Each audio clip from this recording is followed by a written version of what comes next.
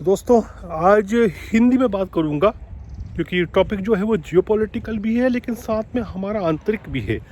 एक रिपोर्ट आती है और ये रिपोर्ट आती है फोर्ब्स की एक लिस्ट आती है 10 शक्तिशाली कंट्रीज़ को लेकर और उसमें हिंदुस्तान का नाम वो आउट ऑफ 10 भी नहीं रखते।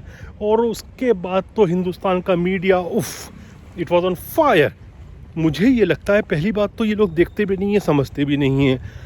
पहली बात ये है कि वो फोर्ब्स ने भी कहीं से ली है, नंबर 1। नंबर 2, हमको इन लोगों के सर्टिफिकेशन की ज़रूरत क्या है? तो आप ये देखिए, उस सूची को देखिए, उसका अध्ययन कीजिए कैसे कैसे कंट्रीज़ को रखा है पावरफुल देशों की श्रृंखला में। आप देखिए चौथे नंबर पे वो रखते हैं ग्रेट ब्रिटेन को। ग्रेट ब्रिटेन की स्थिति ये है कि वो खुद कहते हैं कि उनकी जो सैन्य क्षमता है वो शायद उन्होंने ये कहा था कि नेपोलियनिक वॉर्स के बाद सबसे कम है, नंबर 1। नंबर 2, अभी बीच में तो कुछ रिपोर्ट्स आई थी जिसके विषय में मैंने भी अपने चैनल पर बात की थी कि ब्रिटेन की स्थिति ये है कि शायद अभी बीच में ये स्थिति हो गई थी यूक्रेन वॉर के कारण कि केवल 40 टैंक्स जो थे वो वर्किंग कंडीशन में थे। अब 40 टैंक्स तो हिंदुस्तान में देखें तो उससे ज़्यादा तो आपको महू में मिल जाएंगे। और उनके जो युद्धपोत हैं, जो कैरियर्स हैं, उन कैरियर्स को भी आप उठाकर देखें तो अभी हमने देखा था कि जो मिडिल ईस्ट में रेड सी में उन्होंने डिप्लॉय किया था उसमें खराबी आ गई। बार बार उनके युद्धपोतों में खराबी आती है और ख़ासतौर से जो उसके इलेक्ट्रॉनिक्स है उनकी समस्या आती है, वो उनको वापस से बुलाना पड़ता है। तो उस ब्रिटेन को उन्होंने 4th नंबर पर रखा।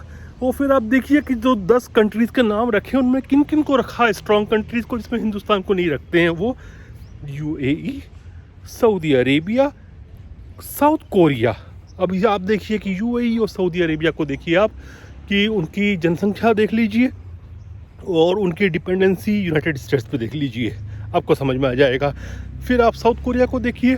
साउथ कोरिया अपनी सुरक्षा के लिए जो है वो यूनाइटेड स्टेट्स ऑफ अमेरिका के सोल्जर्स को रखता है अपनी कंट्री में, और ट्रंप उनसे ज़्यादा पैसे निकालने की कोशिश कर रहे हैं क्योंकि वो सुरक्षा दे रहे हैं तो उस पर एक टैग रखना चाहते हैं, वैल्यू टैग सुरक्षा देने की।